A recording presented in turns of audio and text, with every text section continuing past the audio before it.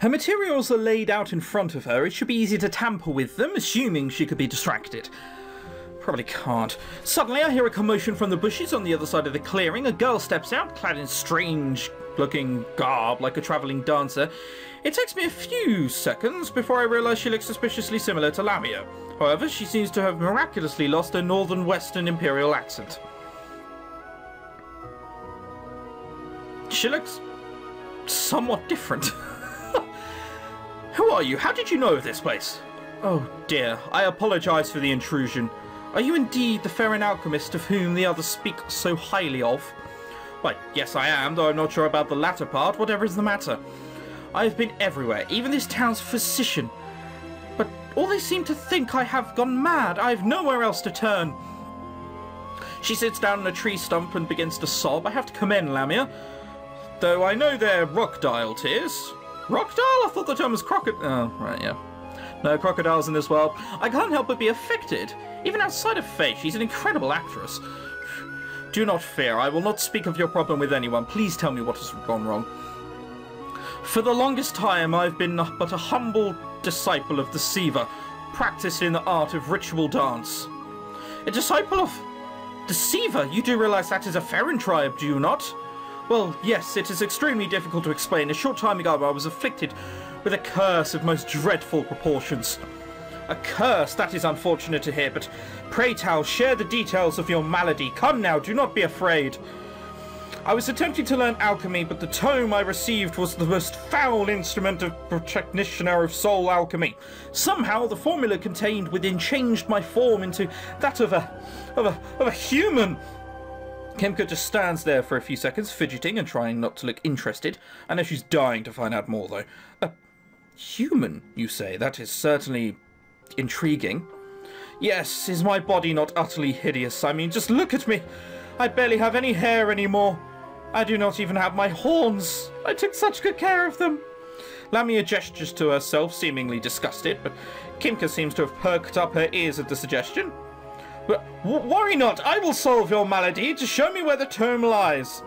But good miss, would it not do you inextricable harm if you were to unleash its power? You think too much. I absolutely must find that tome at once. But of course, however, I would not be surprised if the book was destroyed in the accident. Then I would be trapped in this horrid form forever. Woe is me! Never mind that now. Get going. Move. Lamia seems to have led Kimka away from the scene with her materials still intact. I think I might have an idea of how to prevent her from using her power. Diggle, are you thinking what I'm thinking? If I can drain some energy from her vials, it should unbalance her power. That means all the meditation in the world would do for nothing. As much as my scientific instincts tells me that seeing her at full power would be rather interesting, I would prefer not to take any chances. Amen to that. I sneak over to the materials where they lay upon a large flat slab. I look over them until I see a vial that's marked with a symbol of water energy, the type she seems to be most adept at manipulating. Sabotage it. Well, we're going to, but, you know, just because we can, we're going to save it. Yes, I'm one of those people who has like a million save slots, just in case.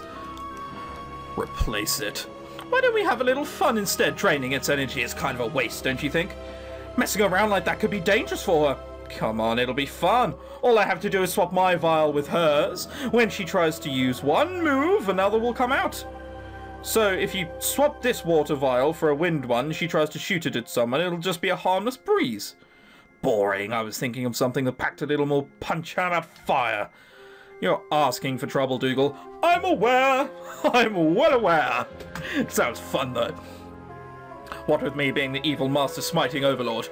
I take one of the vials of fire energy out of my pocket, replacing it with Kimka's. I take off the label from hers and place it over mine. I retreat back into the bushes, and soon enough Kimka returns with Lamia no longer in tow. She doesn't seem to notice anything is amiss. This is terrible. I was trying to take advantage of that poor girl without knowing how devastating it would be for her to be trapped in human form. She was so young, so innocent. She did not deserve such a fate.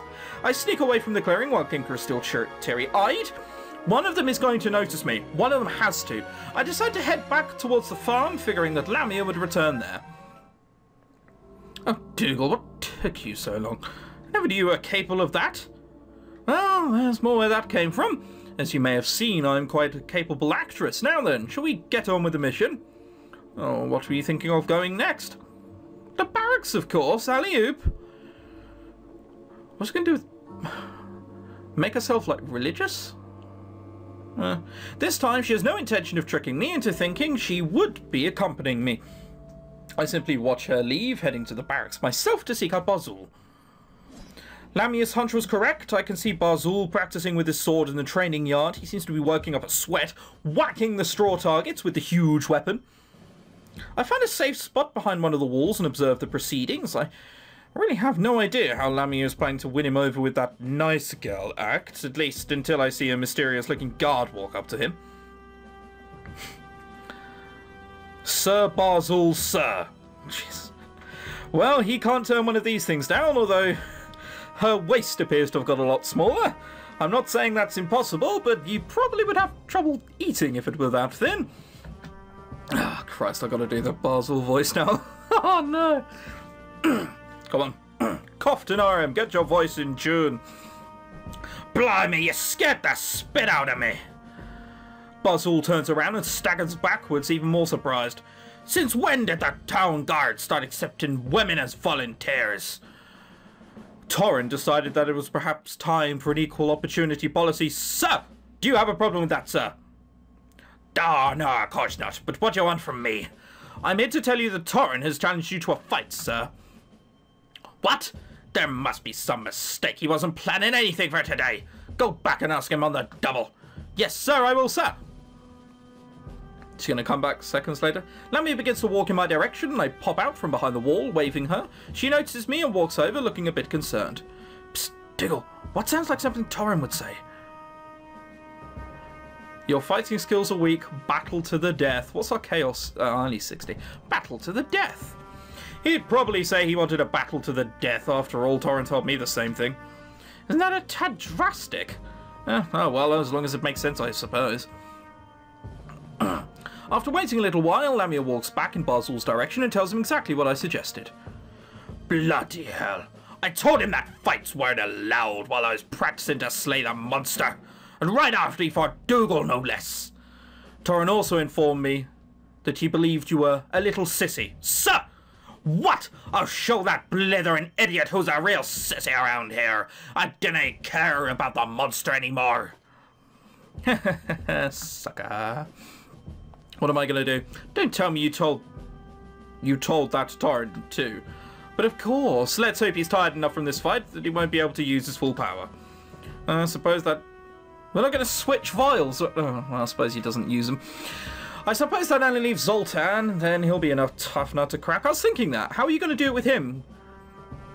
Don't worry about it. You go on ahead. I'll be around sooner or later. She's going to pretend to be that woman. I can see it. Gotta be. I'm in no rush to watch the fight between Torrin and Barzul, so I head out to the barracks and towards the southern forest. What could possibly entice the stoic Zoltan to abandon his work and not leave Roy there to watch over it? She's done a good job so far. Perhaps she'll try and lure him away from his work in the guise of a ravishing librarian. I really don't know. He seems so into his work that I'm not sure even that would faze him. Upon arriving at the shack, Zoltan and Roy seem to be outside, hard at work, making adjustments to the hand cannon. Alright, the adjustments for gear chain 617D are complete. Have you toggled the converter switch? God, this guy would be so fun at parties. Throat's horrible after doing the Barzul thing. It's terrible. Already on that, energy is steady. Hold on, I'm getting some minor fluctuations here. I sit and wait for at least 10 minutes, but no one seems to be arriving. I begin to think that Lamia has abandoned us on this one. Moving on to gear chain 813F. This might need a bit of oil. I think it's fine. We wouldn't want to compromise rotational efficiency. Perhaps, but the kinetic force could cause it to unseat. This is more boring than watching snow melt. Do you think she got lost or something? Who knows? She probably wanted us to figure this one out ourselves, like a master and a student. Except that for a minute earlier on, I was her prisoner. That would be a very odd thing to do. Suddenly, I hear a rustling in the bush and then a familiar roar, or should I say, a familiar's roar. It sounds curiously similar to Yoria, Barzul's familiar. As I look closer, I realize that it is indeed Yoria peeking out from behind the bush. How in the world did Lamia get Barzul's familiar to come here? Or maybe it's just a coincidence. What was that noise? Gah, it's a monster, we're not ready, I tell you! Who cares if we're not ready? We must track it down and subdue it using alchemy. This could be our big chance. It had better not be that blasted glacier bear again. I told you that idiot not to take any more forest walks. If it attacks me one more time, I'll use this cannon to obliterate that oaf instead. Both Zoltan and Roy take off in pursuit of the familiar, leaving their hand cannon wide open. Although Lamia still hasn't arrived, I figure now is as good a time as any to wreak some havoc. I take advantage of the commotion to sneak towards the tremendous weapon which is mounted on a stump outside. So, how do we muck this contraption up? Jam something in the barrel. Damn straight. Forget about messing with the gears, let's just stick something in the barrel. Are you insane? That could backfire, causing a massive explosion. Yeah, I know. Evil. So, I see your point. Everybody likes explosions. Some people more than others. I mean, you saw the last Michael Bay film, right? You didn't. Well done, you. High five. Look, that thing's built sturdily enough to withstand something like that. I just think it would be fun is all. Well, if you say so, but remember, you're responsible for the consequences. I grab a wad of dirt, packing it firmly at the bottom of the barrel. I doubt that Zoltan and Roy would notice something so unexpected. I hurriedly get up to my feet and rush back to the bushes just in time for Zoltan and Roy to come back. They seem to be completely winded and very angry. Was that fool's familiar after all? What did I tell you? He calls himself a warrior and he can't even follow simple directions. It makes me so angry. Well, at least that monstrosity ran off without a fight. It must not want to be hit from another blast from your hand cannon. If it ever comes back, I'll swear I'll use it, finished or unfinished. Well, there's no use worrying about a simpleton like that. We might as well get back to our calibrations if we ever want to stand a chance of defeating the monster. They walk back towards the hand cannon, none the wiser about my modifications. Well then, Dougal, shall we go? We have to find out what happened to Lamia. I get up, beginning to walk to the town to the forest. Suddenly, none other than Yoria himself leaps out from behind the bushes, scaring me half to death. Grrr. Nice, Glacier Bear. I'm not the tasty snack you want. You're probably Lamia, to be fair. My talking only seems to make him more agitated for some reason. I don't think he was in cahoots with our little plan. Grrr. What are you doing, Dougal? Run for it! You're right. I've got to get out of here! Yoria snaps his jaw, stalking closer. He stands on his hind legs, raising his claws and swiping at me as I run for my life. Finally, I manage to lose him in the woods, but I realise that Isaac is nowhere to be found. He must have flown away in the ensuing chaos. Isaac, get back here, you scaredy bat. I could try and look for him in the forest, or just head back to the tower and try and find out what happened to Lamia.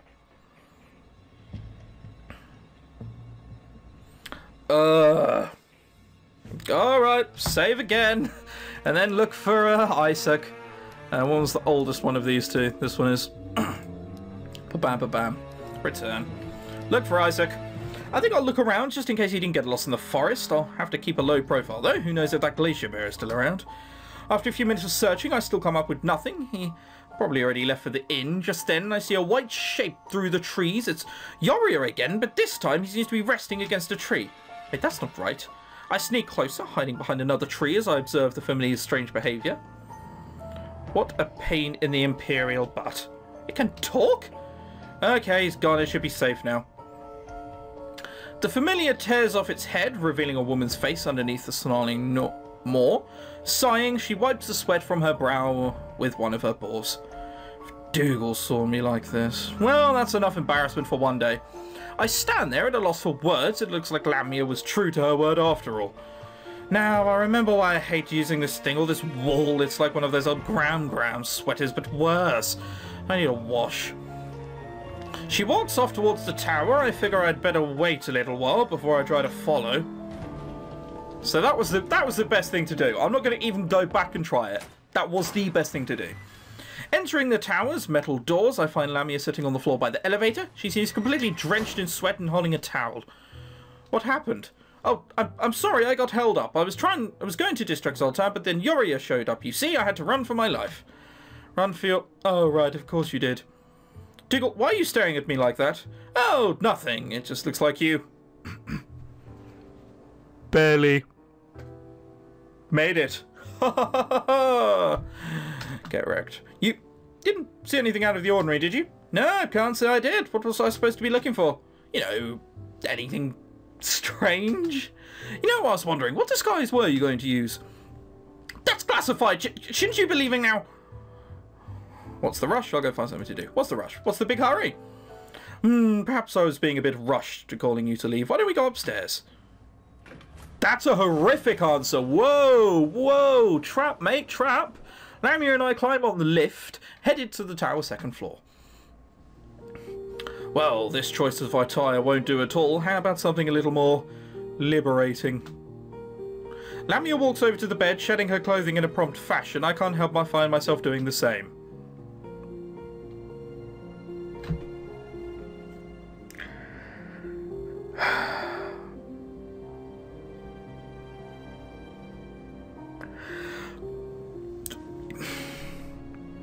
Yeah, you know what? The other choice just seems so much better, doesn't it?